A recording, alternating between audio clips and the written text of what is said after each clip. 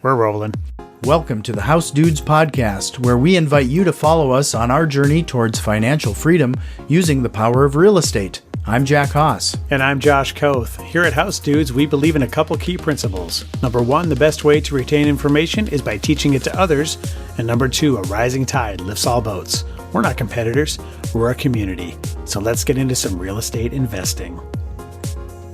So thank you for joining us here today, Jens. Hey, thanks, Jack. I appreciate the opportunity to talk to you today. So I want to start things off because you have quite the backstory. Why don't you just introduce everybody to yourself? Oh, absolutely. So, my name is Jens Nielsen, and from the accent and the name, probably people can hear that I didn't grow up in this country. Actually, I was born and raised in Denmark. Kind of as a young age, my early 20s, I was curious about the world, and I decided to first move to London, England in 1994 for a job opportunity. And it was kind of a bit of a shock because I grew up in the middle of a small town, and come to a big city like that was a huge change. And then shortly thereafter, in 1996, I actually got an opportunity to move to the United States. Maryland was where I started out. I was in telecommunication, moved into information technology and IT, worked there in many years. And since then, I fell in love with the outdoors, skiing, biking, everything else. And then I decided to move west. So we made the move from Maryland to Albuquerque, New Mexico about 12, 13 years ago. And then since then to southwestern Colorado, where I reside now. So I'm in a small town in the middle of the mountains and just absolutely love being here. So that's kind of how I ended up where I'm at. And I guess, the reason why I'm here in this podcast is kind of that, how I have changed from being an employee to more of an entrepreneur in the real estate field. And I think that's probably what we're going to dig into today.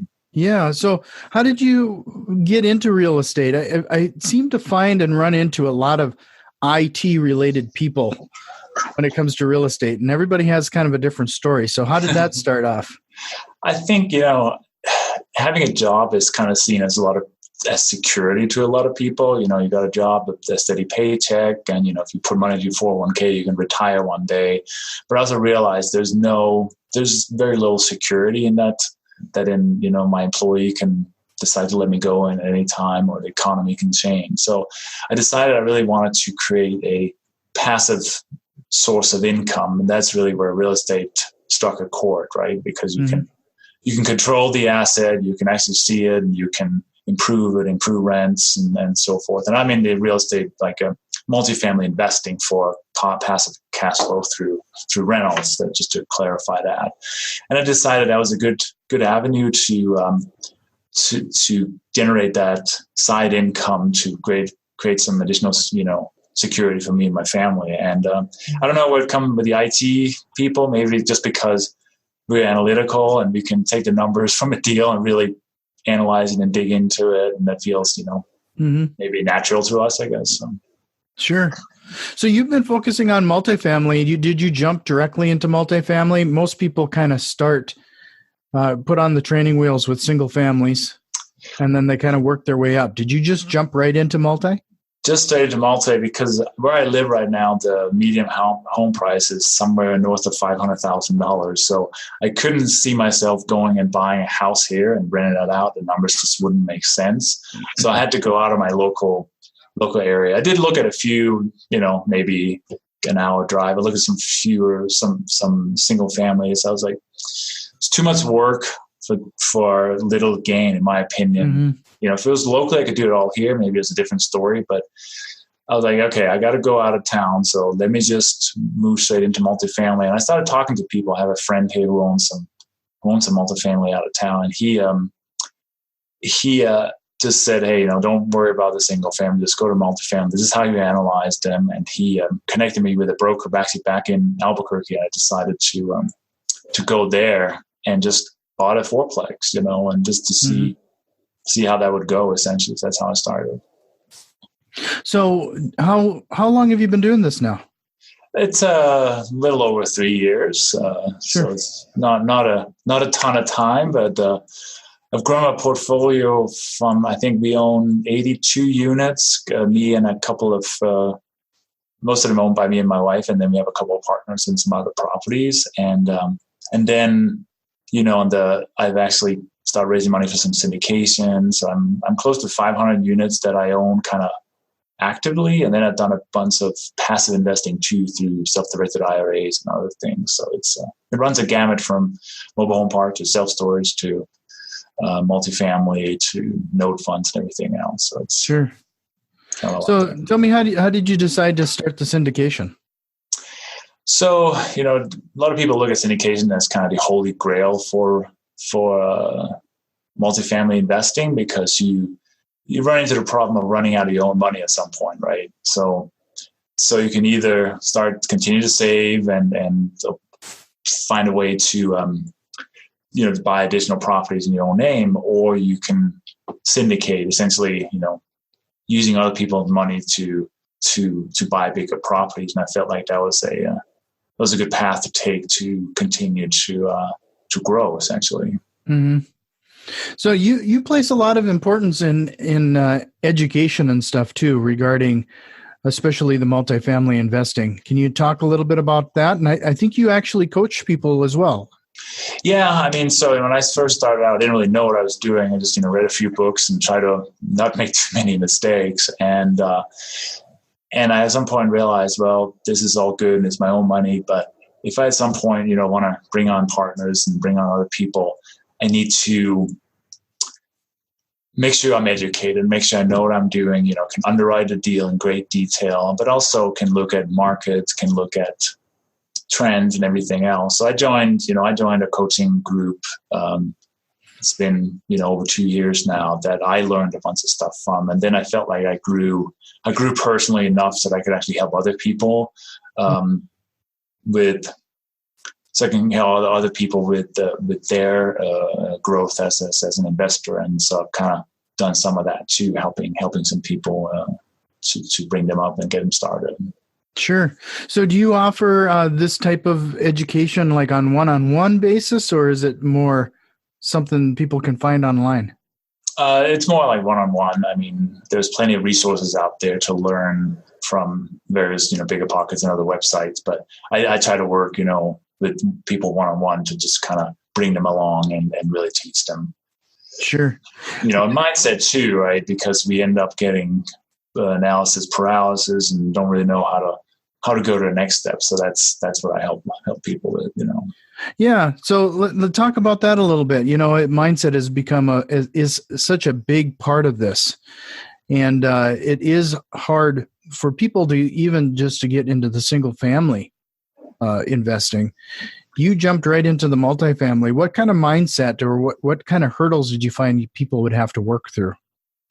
Well, there's always the risk of loss, right? You put money into something and obviously you put your capital at risk plus the loan, the mortgage you take out. So there's always risk involved, right? And you have to first kind of look at, does that risk outweigh the potential gains? And then you also be willing to be comfortable with that risk, right? And there's no gains without risk, right? As we know, we can't really grow as a human. We can't make any grow our capital or anything like that without taking risks. I think a lot of people kind of get stuck in it, like, oh my God, what if it goes wrong? Well, there is that risk, and it could go horribly wrong, as we saw in 2008. But if you never take a risk or do anything, you're never going to get beyond where you are right now, right? Mm-hmm. So what I found too is that you got to get comfortable with the risk, but you also have to be comfortable with making that decision. That getting through that mental hurdle, that you have to have some confidence in your numbers, and eventually one of the best ways to learn is to get some skin in the game and actually do it, right? No, absolutely. I mean, put that money to work, right? And then also make sure you stay on top of what's going on. I mean, I live out of state, and so I have a property manager, but I don't neglect my own responsibility in these deals, right? I make sure I keep on top of what's going on, review the monthly expenses, and question things that I'm like, you did what? And you went and repaired the refrigerator 3 times instead of just replacing it. And, just kind of being on top of it and take that responsibility, because a lot of the people say, oh, it's passive investing and passive income. Well, maybe if you put money into somebody else's syndication, it could be passive, but if you own your own stuff, you still have to keep track of it, not on a day-to-day basis, but on a regular basis to stay on top of it. Because, right. So, to stay in the proper mindset, I find that, you have to constantly be feeding your mindset with new content. What do you recommend people do regarding that? I mean, whether it's being around like-minded people, podcasts, what would you recommend? I think just studying study mindset kind of techniques or whatever. And actually, let me show you. I got this, a book is actually on my desk. This is one of my, Jack Canfield, The Success Principles is one of my, really an eye-opening book. Just the idea of taking personal responsibility for what you do, and, just working through any challenge you have, and just be resilient around everything. So I try to practice some of those principles. I do listen to, to podcasts and just try to learn as much as I can. And also, if I make a mistake, it's not a fault of my character. It's just a mistake I made or a bad decision, and I have to go back and be willing to take that responsibility and change course and move forward. Right. So, it's, if we didn't make any mistakes, we never learn anything. Just kind of learn, move forward, move on, and on to the next thing. Right. So that's kind of the approach I like to take there. So it sounds like when you do your investing, with the multifamily, you're not investing in your backyard. Can you talk a little bit about how did you select those markets and where you invest today? Yeah, so you're right. I don't invest in my own market just because the numbers just doesn't work here. So I went and met with a friend of mine who owns some mobile home parks, and he's also owned a bunch of apartments. And I say, how do I get started in this business? And he said, well, I would go to Albuquerque, New Mexico happened to be the closest bigger city to where we're at. I'm in Colorado, but Denver is really far away. It's like 7 hours of driving. So Albuquerque is closer. So he said, but go and talk to this gentleman, this broker. He can help you out. He's helped me the last 15 years of my career, sold and bought a bunch of stuff. So I connected with this gentleman, this broker, and he very quickly was, so I think I'm going to step back. Why did I chose Albuquerque? Mainly because it was a city I used to live in, and it was close. At that time, if I knew what I know now in terms of analyzing a market, maybe Albuquerque wasn't the best cash flow or didn't have the best projections. Things were very slow to recover there. Mm-hmm. Things have actually gotten a lot better lately. So in retrospect, I've kind of hit the rising tide, I guess, there. But right. Going back, it's probably not like things weren't looking that good 3 or 4 years ago. But, hey, again, the numbers made sense, and it was a smaller property, and it was something I felt comfortable with, and I could get there really quickly. So, sure. Yeah, reached out to a broker, he helped me out. We found a small fourplex, we bought it, put some, rehabbed it, and bought another one shortly thereafter, and then 11 units and stuff like that. So we quite quickly just put some money into these deals and try to learn from them and grow with it, So that was just kind of the start. So you said that if you knew what you know now regarding market analysis, how do you analyze a market? Like, what's a good market today? Like, how do you figure that out? I mean, sometimes also, the market could also just be the one you're in because you just make it work. If you're just trying to get a good cash flow and you're willing to ride out the ups and downs, any market can probably work for you. If you're trying to, do a syndication where you're trying to get in and out in 3 to 5 years and double your money and everything else, you got to be very specific about it. So you want to look at population growth, job growth, just a business that's moving in there. Is it a friendly environment for businesses, tax and so forth, right? So right now everybody talks about Dallas or Phoenix or Orlando or some of those cities that are really growing like crazy, but that also means that prices are going up. The cap rates are getting compressed. So it's harder to enter these markets. And so that's the flip side of that, right? So, well, you talk about cap rate. Let's go down that road a little bit. Like, so when you're analyzing a property, what are you looking for? Because as far as I'm concerned, when I'm looking at a pro forma, it might be, it could be just fiction for all I can tell. Oh, sure. Yeah. That the broker just put something together and said, well, if everything goes well, this is how it can perform. Well, ideally, you want to get the seller's 12 months trailing income expenses. So you can actually see what is the current owner doing in terms of income expenses. And you look at what the net operating income is, and you base at least your initial analysis on that. Right now it's tough to go out and buy a property and just pay straight on their NOI because somebody's going to probably outbid you. So you have to look at what are the value adds you can add to it. It's an opportunity to raise rent, reduce expenses, what other opportunities are there? So you look at that and you look at your upside and you say, okay, what's a reasonable price? You obviously can't buy it on the projected income either, because then you're taking on all the risk to raise the income to that level, right? So you have to find a balance between what it currently is doing and what it could do, and then make sure you raise enough money to pay for all these improvements and capex expenses and stuff like that. Right? So, mm-hmm. What are when you're talking about multifamily, what are some quick items that are like low hanging fruit that you found that you could add that additional value? Well, first of all, reduce your delinquencies, right? Make sure you have good tenants in there that actually pay on time and may be very, fair, firm but fair. So if they don't pay rent, make sure they get posted. So you kind of make sure you collect rent. That's obviously, the top line there, right? Then the other thing you can look at is can you bill back some of the utilities, using RUBS, ratio utility billing system. So maybe the owner pays all electricity, all in gas. Maybe there's an opportunity to bill back some of that if other properties in the market would do the same thing. Look at your expenses. I mean, are you paying, hundreds of thousands of dollars a year for your pool maintenance? That maybe you can reduce that. Are you, do you have a laundry operated contract there that's crazy high? There's a lot of ways. Is your payroll bloated?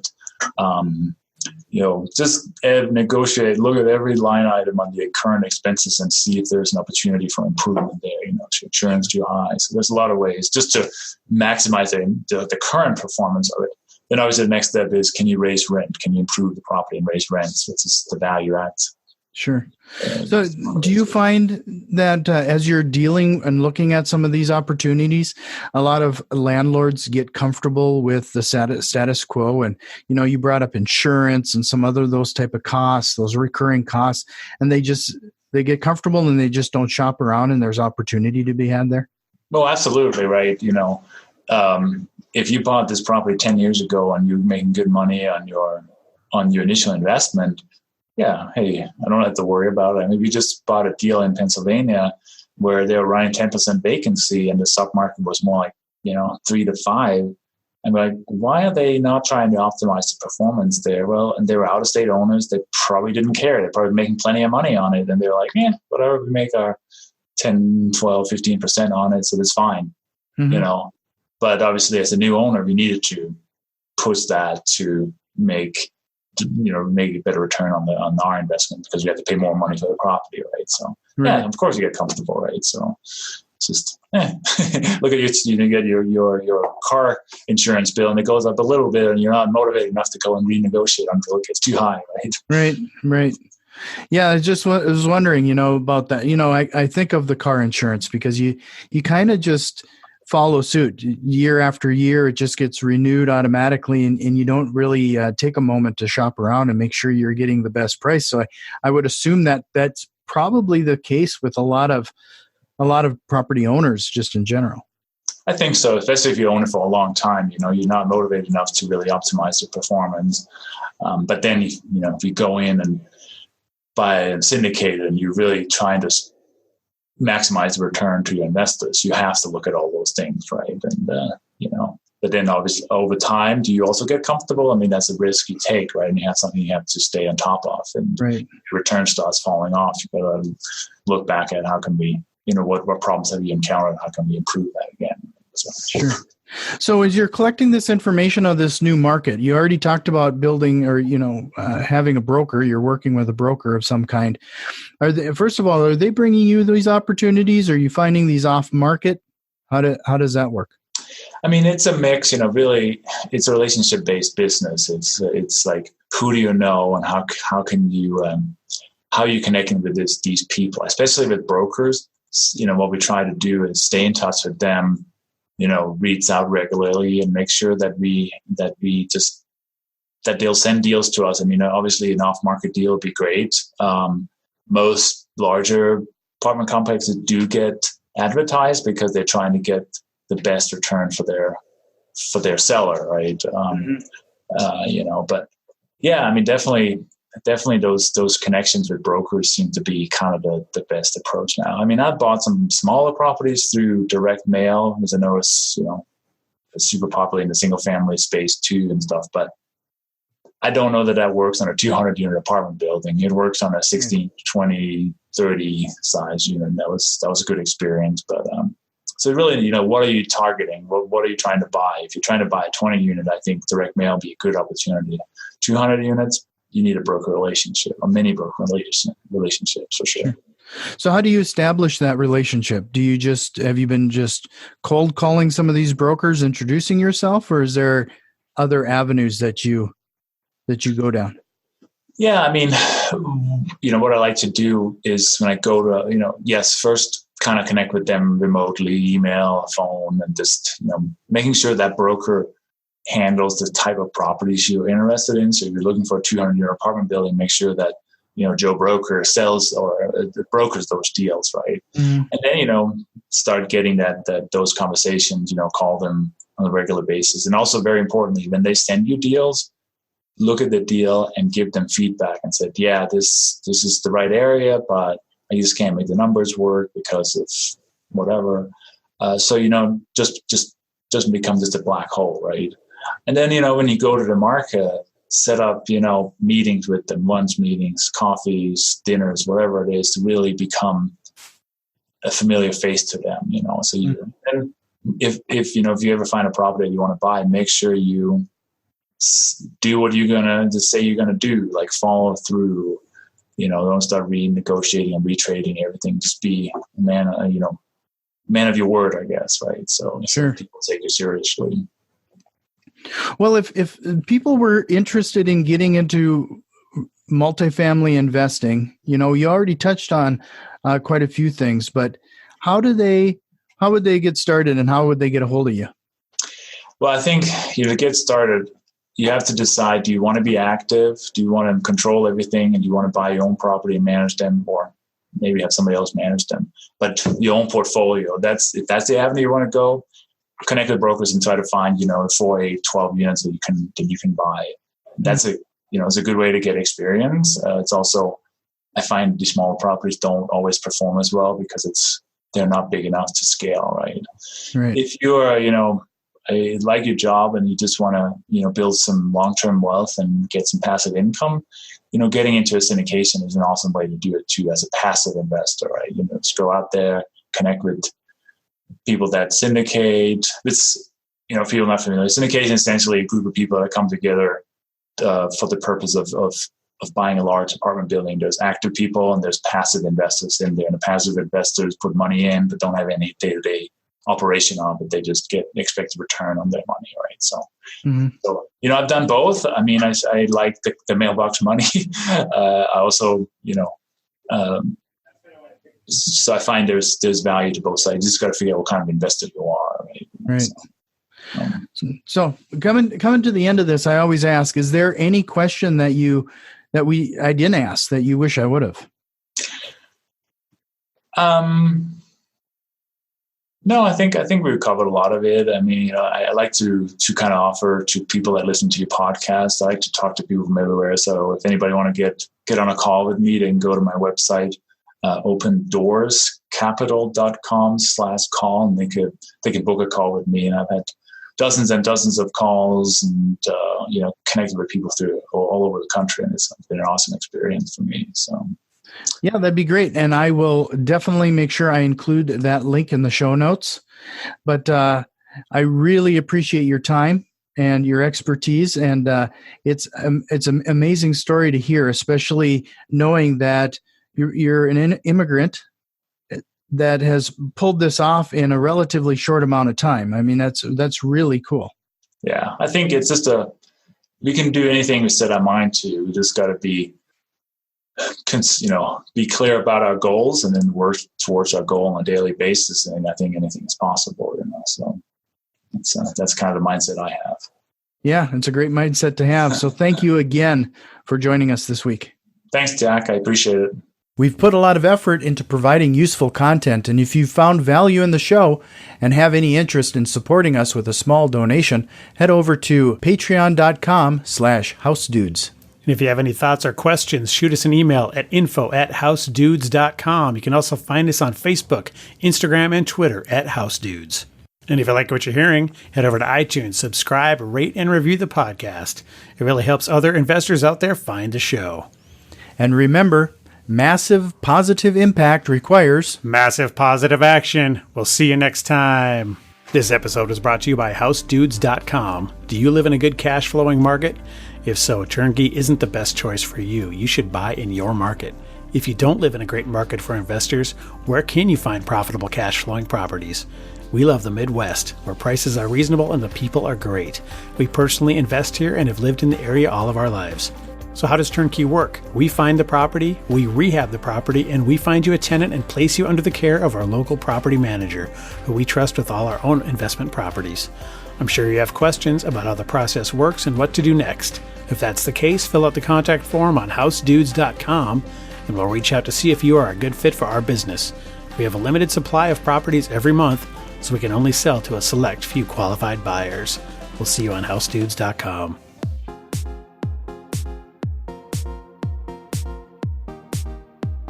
I don't like to tell a man what to do with his money, but if you ain't investing in property, then you're dumber than a dummy. I'm not dumb. I'm smart. Well, buy property. That's my advice.